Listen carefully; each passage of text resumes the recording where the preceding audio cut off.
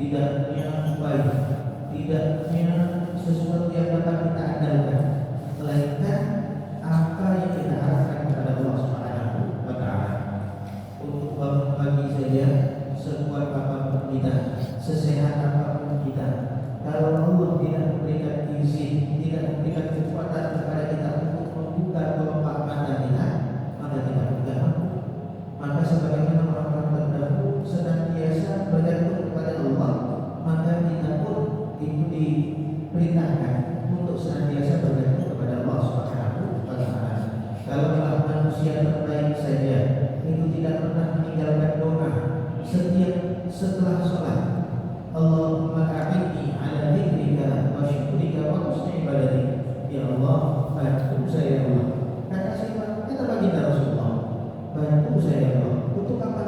Ala dzikri, supaya bisa mengingatku.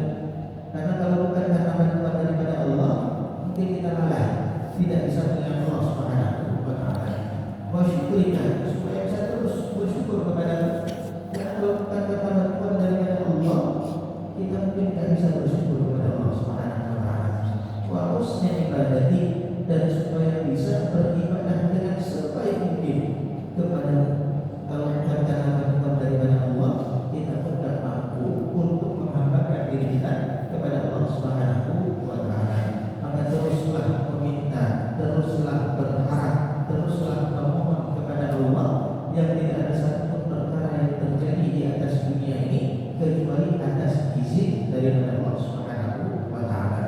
Salawat dan salam senantiasa tercurahkan kepada junjungan kita baginda Nabi besar Muhammad sallallahu alaihi wa alihi wasallam, dengan salawat yang senantiasa kita sampaikan kepada beliau. Kita memiliki ikatan yang kuat dengan beliau sallallahu alaihi wasallam, karena salah satu hal yang paling cepat merubah seseorang yaitu adalah karena cinta.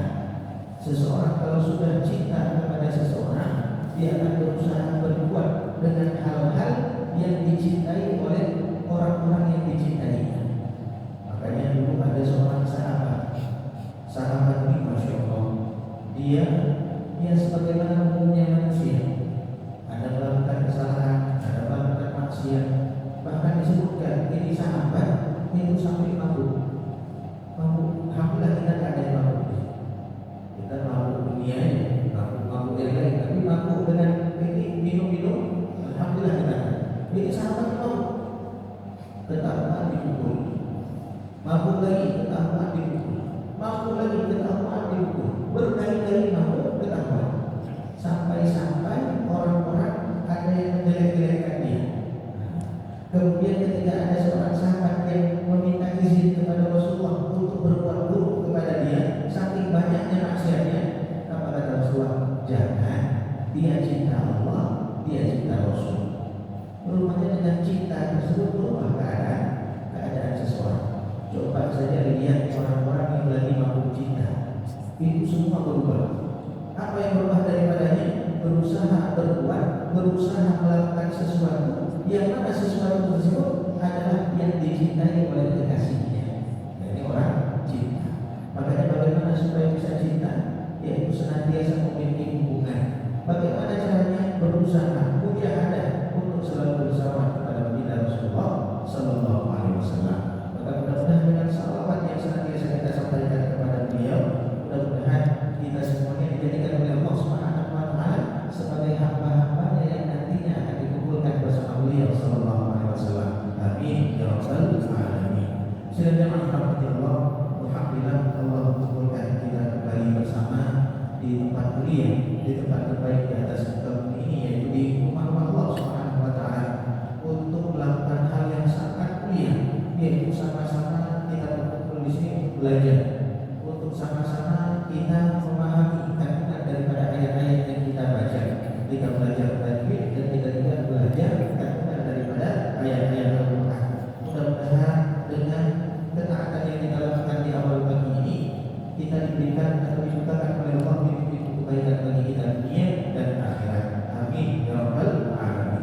Jemaah rahmatullah, kita masih di dalam surah Al-Baqarah. Pada pertemuan sebelumnya Kita alhamdulillah sudah sampai pada ayat 77 daripada surah Al-Baqarah, yang mana Allah Subhanahu wa taala menyampaikan di dalam surat yang sudah kita bahas atau ayat yang sudah kita bahas pada pertemuan kemarin, afatatma'una ayyuhum lakum wa qad kana fariqun minhum yasma'una kalam Allah. Di sini Allah Subhanahu wa taala memberitahukan keadaan daripada orang-orang yang beriman, khususnya bagi Rasulullah sallallahu alaihi wasallam yang betul-betul ingin, khususnya yaitu Nabi Musa, dan juga bagi Rasulullah sallallahu alaihi wasallam yang betul-betul ingin agar orang-orang Bani Israel, agar orang-orang Yahudi ini betul-betul mau beriman kepada Allah Subhanahu wa taala. Padahal apa yang mereka lakukan, apa yang dilakukan oleh orang Yahudi sebelumnya, mereka betul-betul melakukan banyak pelanggaran-pelanggaran yang Allah Subhanahu wa taala sudah berikan batasan-batasannya kepada mereka. Makanya di dalam surah Al-Baqarah ini kita sudah sebutkan bagaimana orang-orang Yahudi ini, orang-orang Bani Israel ini betul-betul sangat susah untuk diatur. Padahal mereka menyaksikan mukjizat depan mata mereka. Mereka menyaksikan kebenaran yang betul-betul hakiki daripada Nabi mereka, daripada Allah Subhanahu wa taala. Tapi apa yang terjadi? Mereka tetap mendustakan, banyak mencari celah, banyak mencari alasan. Mereka beriman di mulut, di hatinya mereka tidak mau beriman. Itu kebanyakan daripada mereka. Tapi para nabi tetap berharap agar mereka mau beriman. Afatatma'una ayyuhum lakum wa qad kana fariqun minhum yasma'una kalam Allah.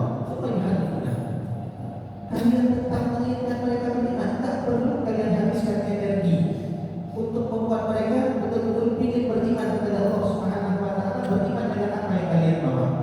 Udah, jangan buang-buang energi. Mereka itu orang yang sangat susah untuk beriman. Siapa mereka? Golongan yang pertama disebutkan yaitu yasma'una kalam Allah. Jadi orang-orang Bani Israel ini ada macam-macam golongannya. Orang-orang yang tidak mau ikut tersebut, yang pertama ada orang yang mendengar kalam Allah tapi mereka berdagang.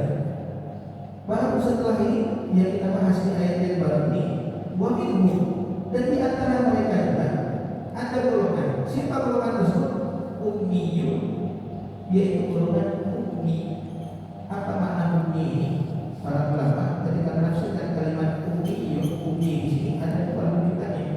Yang pertama, ummi ini berasal daripada kata umat, yang mana umat tersebut itu tidak pandai membaca, tidak pandai menulis. Jadi sebagaimana disebutkan oleh Imam Ibnu Katsir di dalam tafsirnya, yaitu ummiyun, yaitu ar-rajul alladzi la yusiru kitabah, yaitu orang-orang yang tidak pandai menulis. Dan disebut juga la yatuna fi, mereka juga tidak paham dengan apa yang ada dalam bacaan tersebut. Mereka tidak bisa membaca, mereka tidak bisa menulis, tidak paham dengan apa yang ada di dalam kitab, di dalam tulisan. Ini golongan yang kedua.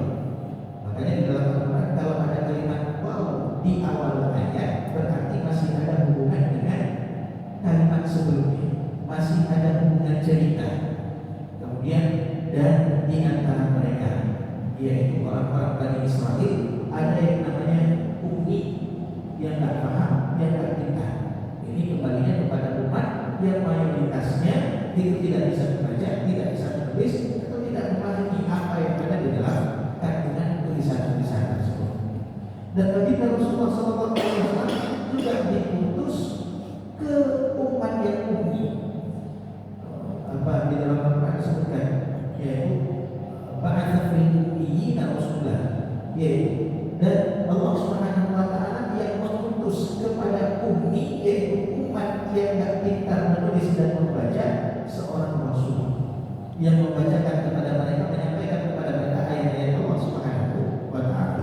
Maka umat yang diutus bagi Rasulullah ke tengah-tengah mereka itu umat ummi. Mereka tak bisa atau tak bisa dalam baca tulis. Ini ummi kalau dinisbahkan kepada selain baginda Rasulullah itu merupakan kekurangan. Gak bisa baca, buta, gak bisa menulis, gak dinisbahkan kepada baginda Rasulullah, ini merupakan sebuah kemuliaan. Kenapa kok bisa kemuliaan kepada baginda Rasulullah?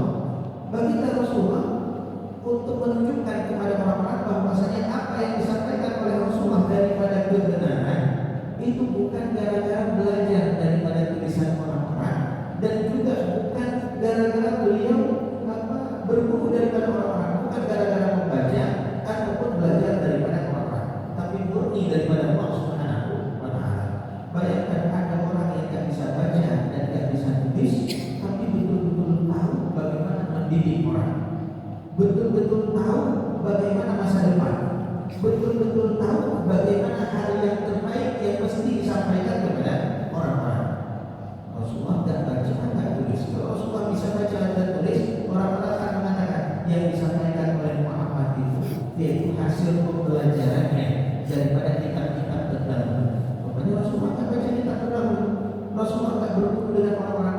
Bahkan salah satu rahasia kenapa ayahanda Rasulullah SAW diwafatkan ketika beliau masih berada dalam kandungan, supaya orang-orang tak berpikiran, oh dia belajar daripada ayahnya. Ini baginda Rasulullah SAW. Dan yang apa yang beliau sampaikan, Masya Allah, betul-betul adalah kalam Allah. Beliau cerita tentang bagaimana proses kelahiran manusia. Itu belum ada teknologi yang bisa melihat, tapi betul yang disampaikan. Beliau menceritakan bagaimana alam semesta ini, dan semuanya terbukti sampai sekarang. Beliau cerita bagaimana mendidik manusia, terbukti sampai sekarang merupakan didikan yang terbaik yang pernah ada di dalam sejarah. Ini baginda Rasulullah. Maka sifat ummi ini kalau dinisbahkan kepada baginda Rasulullah merupakan sebuah kemuliaan. Ini rujukannya, atau ummi ini maknanya bisa dirujuk kepada umat yang tak pintar baca, tak pintar menulis. Atau ummi ini dirujuk kepada kalimat yaitu ibu. Maknanya apa? Yaitu ketika seseorang dikeluarkan daripada perut ibundanya, itu memang tak bisa baca, tak bisa tulis, tak paham apa-apa. Huwallazi akhrajakum min butuni ummahatikum la ta'lamuna syai'an. Dialah Allah yang mengeluarkan kalian daripada perut ibunda kalian dalam keadaan kalian bagaimana? La ta'lamuna syai'an. Kalian betul-betul tak paham apapun, kalian tak paham. Ini keadaan yang dinamakan dengan ummi. Maka Allah ceritakan tentang Bani Israel, dan di antara mereka ada yang namanya ummi. Bagaimana ummi di antara mereka? La ya'lamuna al-kitab illa amaniyah. Mereka tak paham tentang apa yang ada di dalam kitab mereka, yaitu di dalam Taurat. Mereka betul-betul tidak baca, mereka betul-betul tidak paham dengan apa yang ada di dalam kitab. Illa amani, kecuali amani. Amani maknanya ada dua. Yang pertama al-kadhib, yaitu dusta. Yang kedua illa amani, yaitu dongeng-dongeng saja. Jadi ada orang-orang yang tidak pintar, tapi bicara tentang Taurat, bicara tentang kitab, itu dengan apa? Dengan dongeng-dongeng, dengan dusta-dusta. Dari mana mereka dapatkan? Dari orang-orang yang pintar, dari orang-orang sebelum mereka. Mereka cerita tentang kitab, mereka cerita tentang Taurat dengan kedustaan. Ini orang-orang yang pertama yang tidak berbelajar kalau istilah kita sekarang, tapi berani mengatakan tentang Alkitab daripada domengan-domengan. Ini golongan yang pertama. Dan jemaah rahmati Allah Subhanahu wa Ta'ala, memang orang awam dia selalu mengikuti orang-orang yang pintar. Musibahnya adalah orang awam ini betul-betul mengikuti orang yang tidak betul, dia pun akan menjadi orang yang tidak betul. Makanya di dalam perkara syariat itu disebutkan mazhab orang awam ini apa sih mazhabnya? Disebutkan oleh Syekh Ali Jumat, menukilkan apa daripada guru-gurunya, al-awam mazhab muftihi. Orang awam ini mazhabnya mazhab apa? Mazhab muftinya, mazhab orang yang ditanya oleh dia. Misal dia orang awam datang ke seorang guru, gurunya ini tidak tahu dia apa, dia tanya permasalahan, dijawab sama gurunya, maka mazhab dia, mazhab gurunya. Maka orang awam tidak bisa saya Hambali, oh saya mazhabnya ini, mazhabnya ini. Kenapa? Dia apa? Mazhab dia adalah mazhab yang disampaikan oleh gurunya. Makanya ketika orang awam salah mencari guru, akhirnya apa yang terjadi? Rusak. Dia tak tahu apa karena memang ikut apa yang disampaikan oleh gurunya. Nah, ini awam. Makanya salah satu tanda hari kiamat yaitu bagaimana diangkat ilmu. Bagaimana kita diilmu oleh Allah Subhanahu wa taala? Innallaha la yantazi'u ilma intiza'an yantazi'u. Kata Rasulullah yang maknanya Allah Subhanahu wa taala yang mencabut ilmu itu dengan menghilangkan ilmu kan? Cara Allah mencabut ilmu dengan memanfaatkan para ulama. Itu cara Allah mencabut ilmu. Sehingga tidak ada lagi orang alim yang ada di atas muka bumi ini, atau sangat sedikit orang alim yang ada di atas muka bumi ini. Sehingga apa yang terjadi? Orang-orang menjadikan orang-orang bodoh sebagai pangkatnya. Diangkat orang bodoh tersebut sebagai pemimpin dalam agamanya, pemimpin dalam kesehariannya. Kemudian pasangan mereka bertanya kepada orang yang diangkat tersebut, fa'aftau bighairi ilmi. Dan orang yang dianggap ulama tadi, dianggap pintar tadi, memberikan fatwa tanpa ilmu. Sehingga apa yang terjadi? Mereka sesat dan menyesatkan. Akhirnya timbul perpecahan, timbul huru-hara, timbul kegaduhan gara-gara apa? Fatwa daripada orang-orang yang tidak alim. Ini cara Allah untuk mengangkat ilmu yang merupakan tanda dekatnya hari kiamat. Maka kita lihat bagaimana sekarang betul-betul kita susah untuk mencari kebenaran. Mana yang betul?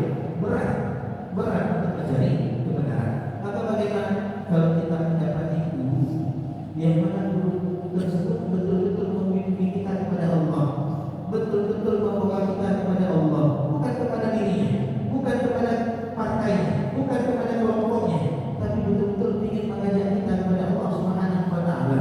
Kita lihat kita betul-betul teringat kepada Allah, maka pegang erat guru tersebut, apalagi di akhir zaman. Maka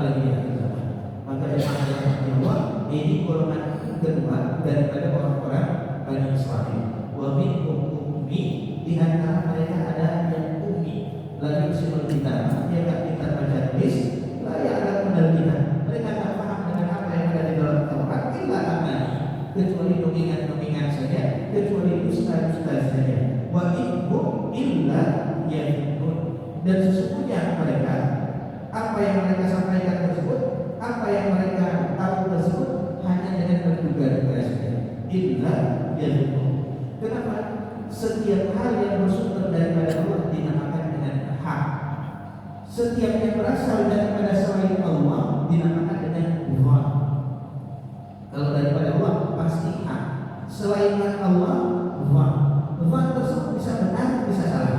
Kalau dhon tersebut bertentangan dengan apa yang disampaikan oleh Allah, pasti itu sesuatu yang salah. Sesuatu yang salah.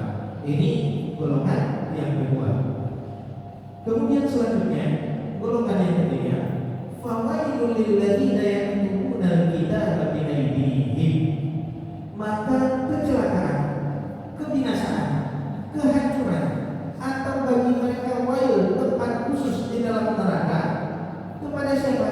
Lil ladzina yaktubuna al-kitab, bagi mereka yang menulis Alkitab bi aydihim, dengan tangan mereka. Ini golongan tadi yang tak bisa baca tulis, golongan selanjutnya yang bisa baca tulis. Tapi yang bisa baca tulis ini pun apa yang mereka lakukan? Mereka bisa baca tulis, tapi mereka mengganti apa yang ada di dalam kitab Taurat. Dengan apa mereka ganti? Dengan hal-hal yang mereka inginkan, gara-gara ingin mencari dunia. Jadi pendeta-pendeta tertentu yang pintar-pintar memanfaatkan kepintaran mereka untuk mencari dunia dengan menggonta-ganti apa yang ada di dalam kitab Taurat. Ini betul-betul celaka. Makanya golongan kedua ini Allah dahulukan kepada mereka ancaman azab sebelum menyebutkan siapa mereka. Didahulukan azab ini kepada mereka supaya mereka betul-betul takut, khawatir betul dengan apa yang mereka lakukan. Dia akan merubah kita, merubah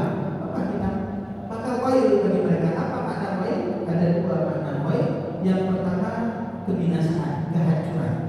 Itu kalimat yang berisikan atau bermakna kehancuran atau kebinasaan. Atau an-nawai yang kedua, yaitu lembah yang ada di dalam neraka jahanam yang betul-betul paling dahsyat. Karena kalau neraka ini paling jelek, itu paling bawah. Kalau surga paling bagus, paling atas. Ini neraka.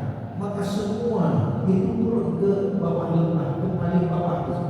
Darah-darahnya, tanah-tanahnya, semua yang paling berat-berat itu di bawah. Maka bagi orang-orang munafik itu berada pada terangnya neraka, fitril asfali minan nar. Ini orang-orang yang memanfaatkan kepintarannya bukan untuk memberikan manfaat kepada orang-orang, tapi untuk mengelabui orang-orang untuk mencari dunia bagi orang tersebut. Untuk mencari dunia bagi orang tersebut. Di dalam kitab Riyadhus Shalihin itu disebutkan pada bab tentang keutamaan zuhud. Itu disebutkan madhibani jari'ani bi afsan, bukanlah dua serigala yang lapar itu yang betul-betul merusak kawanan kambing, tapi yang lebih merusak yaitu apa? Yaitu orang yang gara-gara mencari kedudukan dunia dan kedudukan kemuliaan, dia merusak agamanya. Ini lebih parah, lebih rusak daripada serigala yang dilepas, yang lapar, yang dilepas ke dalam kawanan kambing. Maka kalau sudah mengendalikan atau menunggangi agama untuk mencari dunia, ini paling parah, sangat parah. Makanya sebelum ini, baru-baru ini sering viral gara-gara satu sinetron di Malaysia. Walid Nabi boleh gara-gara film Walid, Masya Allah, semua orang memuja agama. Dan itu perkara yang memang betul terjadi. Gara-gara menunggangi agama, merusak, gara-gara mencari dunia dengan menunggangi agama, rusak semuanya. Akhirnya orang anti dengan agama. Apa belajar? Atau apa masuk pesantren, bol-bol masuk pesantren. Padahal yang melakukan oknumnya saja. Banyak orang yang sukses keluar dari pesantren. Sampai belajar agama, tak sukses. Rupanya yang lain banyak yang sukses tapi tak lihat. Makanya hati-hati orang-orang kita khususnya, tak perlu melihat orang lain. Yaitu jangan sampai kita dengan agama ini cari dunia. 10 orang itu siapa? Orang yang ketika datang ke kita cari kebaikan akhirat, kita dengan orang tersebut cari dunia. Nah, ini jangan betul. Saya bapak-bapak, ibu jamaah sekalian datang ke sini, bikin dari saya akhirat. Bikin datang, tinggalin nikmat tempat tidur, tinggalin nikmatnya jalan-jalan, tinggalin nikmat di rumah. Itu datang ke masjid, bikin jumpa ustaz cari akhirat. Ustaznya jumpa jamaahnya, bikin cari dunia. Nah, ini jalan betul. Jadi jalan betul. Orang datang ke kita cari akhirat, kita memanfaatkan orang-orang mencari dunia. Inilah yang disebutkan oleh Allah dalam ayat ini. Fawailul lil ladzina yaktubuna al-kitab. Celaka bagi mereka yang menulis. Yang tadi golongan pertama itu golongan awam, ini golongan pintar-pintar. Yang yaktubuna al-kitab bagi aidihim. Kenapa ditulis dengan aidihim? Sebenarnya celaka bagi mereka yang menulis kitab sudah cukup, karena orang menulis dengan tangan. Tapi ini ditambah lagi, celaka bagi mereka yang menulis kitab dengan tangannya. Apa makna dengan tangannya? Rupanya dengan kesengajaan. Mereka betul-betul ingin mengubah apa yang ada di dalam Alkitab. Karena ada yang orang-orang yang menulis bukan dengan kesengajaan, tapi ini betul-betul mengubah apa yang ada di dalam Taurat dengan kesengajaan. Biaidihim supaya full. Kemudian mereka mengatakan, hadza min indillah. Ini adalah apa yang Allah sampaikan. Ini adalah wahyu Allah Subhanahu wa ta'ala. Menunggangi agama, mengubah kitab untuk apa? Liyashtaru bihi thamana qalila, untuk membeli sesuatu yang murah harganya. Apa yang murah tersebut? Dunia. Ini murah dunia. Kita pernah menyebutkan bagaimana harga dunia di sisi Allah Subhanahu wa ta'ala betul-betul murah, di mana Allah. Rasulullah ketika berjalan di pasar, dijin asal kimayin Rasulullah melewati daripada bangkai seekor kambing yang kambing tersebut cacat. Ketika jalan lihat ada bangkai kambing udah busuk, udah kering, kambing tersebut cacat, Rasulullah berhenti. Ketika berhenti, fatanawala bi'udunihi, fa'afala watanawala bi'udunihi. Rasulullah angkat kambing yang sudah jadi bangkai tersebut, di telinganya diangkat. Kemudian Rasulullah bilang kepada sahabat yang mengikuti beliau, ayyukum yuhibbu hadza ayyakuna lahu dirham. Siapa yang mau beli kambing ini seharga 1 dirham? Sahabat dia, apa yang bisa kami buat dengan kambing itu wahai Rasulullah? Itu kambing sudah jadi bangkai. Bisa kami buat apa kambing yang sudah jadi bangkai? Kemudian Rasulullah ubah pertanyaannya. Udah ini saja. Siapa yang mau kambing ini gratis? 1 dirham kalian tak beli. Nah ini gratis, siapa yang mau? Apa kata sahabat? Wahai Rasulullah, itu kambing sudah jadi mayat, bangkai. Hidupnya saja kami tak mau beli. Kenapa tak mau beli? Cacat. Hidupnya saja cacat, susah dijualnya, apalagi jadi bangkai. Apa yang bisa kami perbuat dengan kambing tersebut? Apa kata Rasulullah? La dunya ahwanu 'ala Allah min hadza 'alaihi. Sesungguhnya dunia lebih murah dan lebih hina, lebih rendah lagi nilainya di sisi Allah daripada nilai kambing ini di hadapan kalian. Makanya ada orang-orang yang ganti kitab, ganti ayat-ayat Allah dengan tulisan tangannya. Tujuannya apa? Liyashtaru nabihi tsamanan qalila, untuk mencari sesuatu yang murah. Apa itu yang murah? Karena dunia mau mengubah kitab. Ini orang-orang yang terdahulu daripada Bani Israel. Fawailul lahum mimma katabat aydihim, maka celaka mereka. Celaka.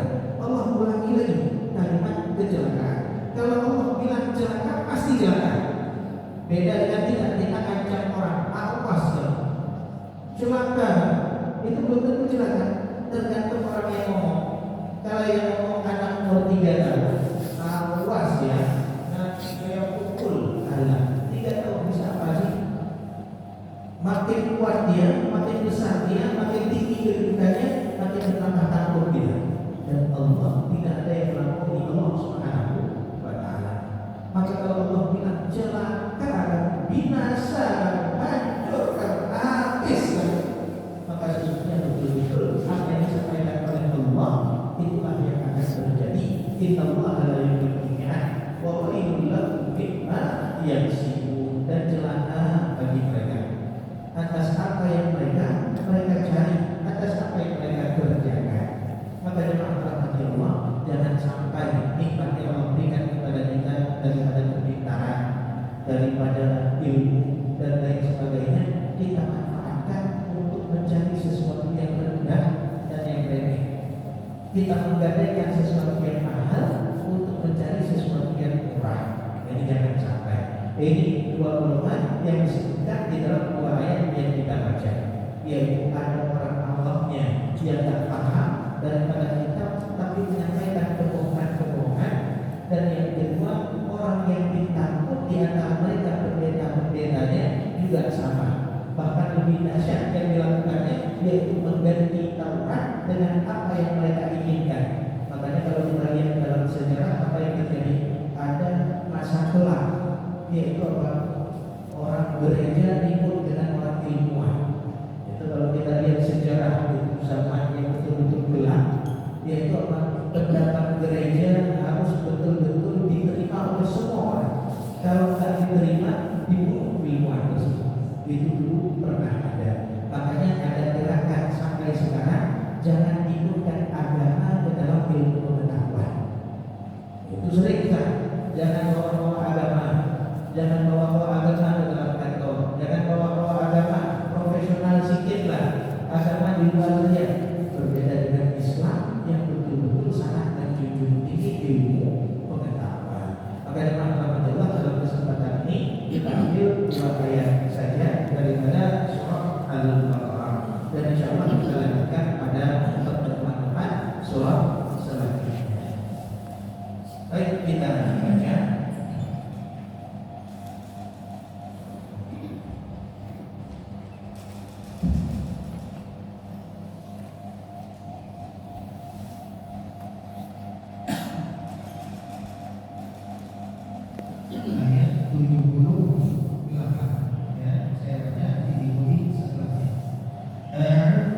billahi minasyaitonir rajim.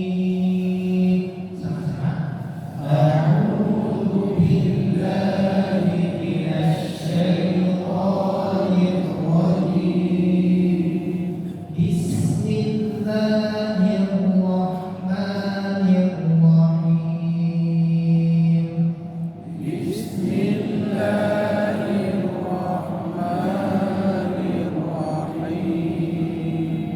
Wa minhum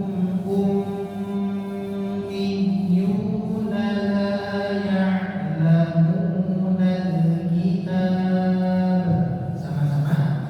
Wa minhum ummiyyuna la ya'lamuna al-kitab. La ya'lamuna al-kitaba illa amaniyya wa in hum illa yamunnun. Sama-sama. La ya'lamuna al-kitaba illa amaniyya wa in hum illa yamunnun. Di dalam ayat pertama ini untuk diperhatikan, ini memang belajar Al-Quran ini. Al-Quran kan kumpulan daripada huruf apa? Huruf Arab. Jadi kalau kita ingin betul-betul memperbaiki atau lancar dalam bacaan Al-Quran, yang paling pertama harus fasih dulu membaca huruf-hurufnya. Bagaimana cara fasih baca huruf Al-Quran?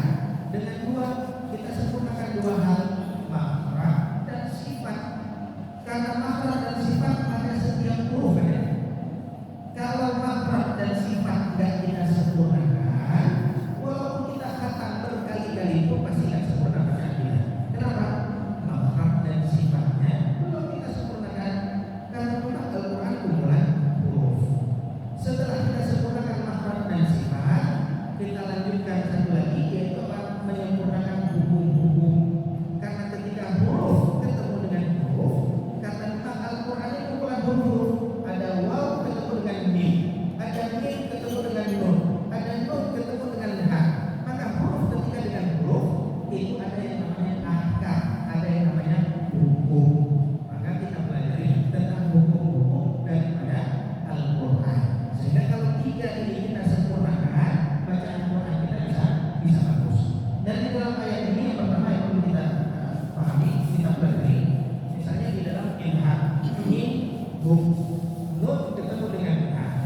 Biasanya sering kita pelajari dulu ilham itu adalah apabila nun sukun bertemu dengan salah satu dengan huruf ilham, itu dibacanya tanpa dengung, tanpa gunnah.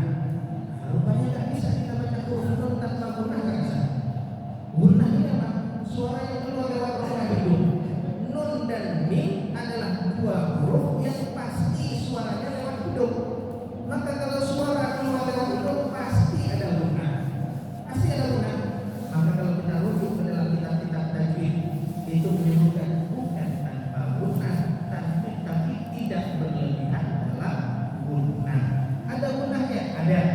Bagaimana? Wa minhum min masuk dalam hidung. Kalau udah masuk dalam hidung pasti gunnah. Kalau udah masuk dalam hidung nggak bisa. Wa minhum, tapi wa minhum. Jadi ini nun ilham ini ada gunnahnya, tapi derajat gunnahnya itu gunnah nafis, ya. Jadi ketika membaca huruf nun, ketika dia sukun, bukan berarti harus kita paksakan berhenti, ya. Alamin, enggak, min, itu di huruf. Kemudian di huruf ya di sini bertasdid. Setiap ada huruf bertasdid, khususnya ya dan waw yang ada di tengah kalimat, itu ada namanya namrah.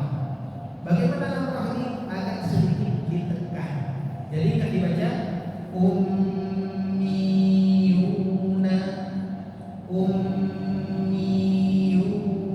tapi ummi mi.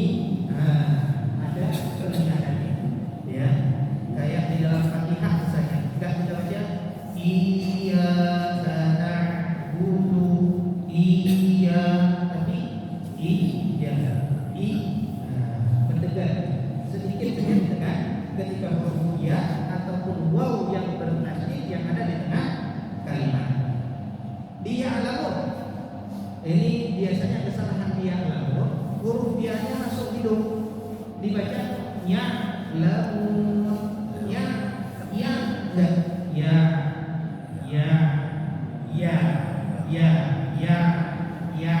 bukan ya. Ini nggak masuk hidung. Jadi jangan dibaca la ya lamuna la ya dan la ya lamuna. Ini biasanya ketika ada huruf ain sukun itu biasanya masuk ke dalam hidung. Ba dan ba ya itu huruf. Ketika ketemu dengan huruf ain kita wakaf tadi di sini. Kalau seandainya diwakaf, jadi bagusnya memang dilanjutkan, tapi kita potong sedikit-sedikit untuk lebih jelas. Misalnya kita wakaf di huruf ba. Ketika wakaf di huruf qalqalah, itu pantulannya alami, tidak dibuat-buat, tidak dipaksakan, enggak dibaca la ya'lamunal kitab. Salah. Kenapa? Seakan-akan ada hamzah di depan. Kitab. Enggak. Enggak, tapi kitab bukan kitab. Kita sering ketika belajar dulu ketika TPA bukan salah, kita yang salah karena berhenti belajar ketika TPA. Jadi seharusnya lanjut belajar terus. Untuk anak-anak cuma tahu ada pantulan, tapi untuk detailnya itu bukan di usia mereka, tapi ketika kita belajar lebih lanjut lagi, maka di dalam qalqalah itu jangan sampai suaranya terhenti gara-gara seperti ada hamzah. Aku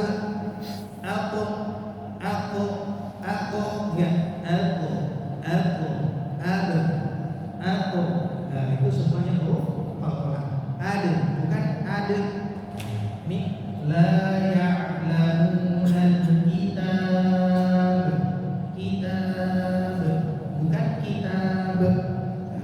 Jangan seakan-akan ada hamzah. Wa in illa yang terakhir ya nun.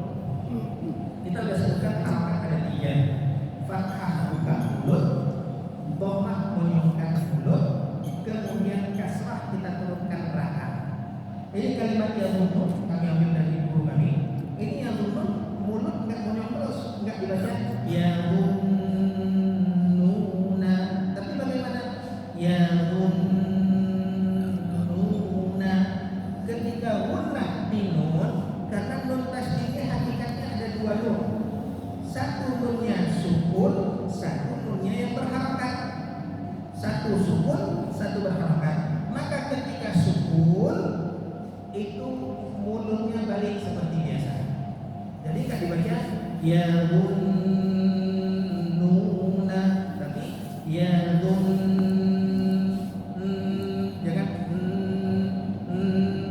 enggak pakai monyong. Ya, ketika lu monyong, ketika gunnahnya itu balik seperti biasa. Ketika kita baca nu lagi baru monyong lagi. Ya ini ketika membaca jalur. Ya, sekali lagi kita baca sama-sama. Saya baca. Wa minhum ummiyuna la ya'lamunal kitab. Sama-sama. Wa minhum ummiyuna la ya'lamunal kitab. Sekali lagi. Wa minhum ummiyuna la ya'lamunal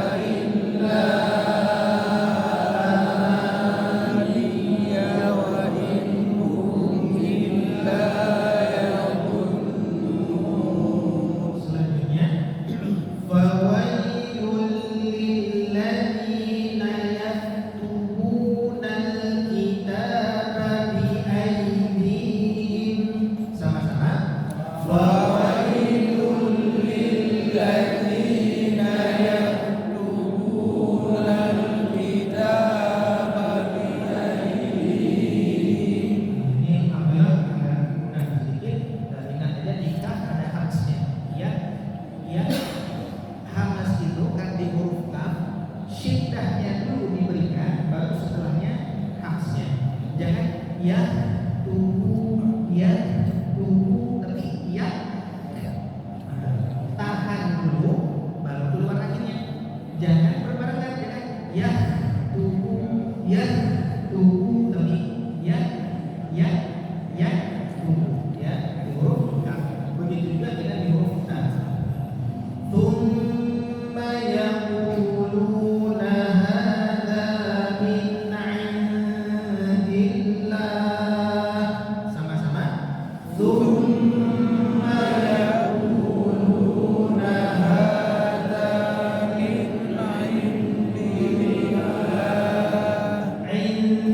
'Indillah. Sama-sama. 'Indillah.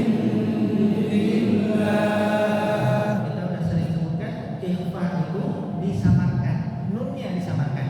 Jangan dibaca indi, tapi indi. Disamarkan huruf nunnya. Liyashtaru bihi thamanan qalila. Sama-sama. Liyashtaru bihi thamanan qalila. Fawailun lahum mimma katabat aydihim. Sama-sama. Fawailun lahum mimma katabat aydihim. Sekali lagi. Fawailun lahum mimma katabat aydihim. Sama-sama. Fawailun lahum mimma katabat aydihim. Penting talaknya itu apa? Ketika kita berguru, kan semua huruf kita stop, semua bacaan kita stop. Dalam bacaan kita ada mudah, dalam bacaan kita ada ikhlam, dalam bacaan kita ada ibham. Maka ketika kita talaki, bacaan kita itu terverifikasi. Mim bertasydid berapa banyak di dalam Al-Quran? Banyak betul. Ketika kita bacaan pertama ketika setor, kadang-kadang kan stabil, satu lebih panjang, satu lebih pendek. Setor kedua udah dekat-dekat. Setor ketiga kan berulang kali, ribuan kali berulang huruf mim misalnya. Maka gara-gara sering terulang, apa yang terjadi? Kita punya sensor, kita lebih sensitif. Kayak orang belajar mobil mau parkir, belajar parkir mobil. Parkir pertama dilihat sama orang. Oh belum, dekat, sedikit lagi. Parkir kedua masih dibimbing. Parkir ketiga masih dibimbing. Keempat, kelima, keenam, ke-100 kali nggak perlu ada yang tengok lagi. Nggak perlu ada yang tengok lagi. Kenapa? Kita udah punya sensor sendiri. Kita udah punya apa yang mengatur, yang mengendalikan, yang membimbing kita. Kalau pertama kali bawa, masya Allah susah betul. Oper tingginya pengen lihat itu kemana. Tapi karena sering, udah lama, jam terbangnya udah tinggi, maka apa yang terjadi? Udah mudah. Begitu juga dengan Quran. Kalau kita nggak pernah berguru, cuman atur-atur sendiri saja, susah. Dan kadang-kadang betul yang kita baca, tapi salah caranya. Betul yang kita baca, salah caranya. Maka dalam Al-Quran perlu yang namanya berguru. Kita ingin tahu lahum mimma, berapa lama dengungnya? Berapa detik kita dengung? Berapa menit kita dengungnya? Itu tahunya bagaimana? Ketika kita belajar di hadapan guru. Oh, kita punya standar. Seperti inilah panjang daripada gunah. Ya, ini pada gunah tadi yang agak sedikit beda-beda. Selanjutnya, wa wailun lahum mimma yaksibun. Sama-sama. Wa wailun lahum mimma yaksibun. Ingat, mim tasydid lebih panjang daripada dua harokat. Mimma cuma singkat. Mimma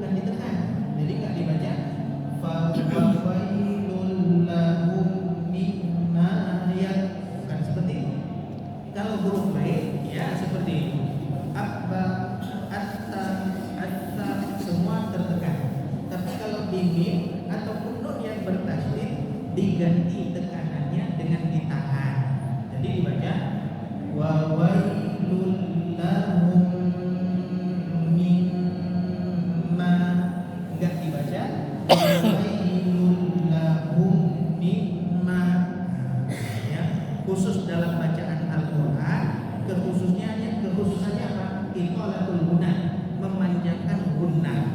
Tapi kalau dalam bahasa sehari-hari itu boleh. Ingin ngomong dengan bahasa Arab misalnya, apa?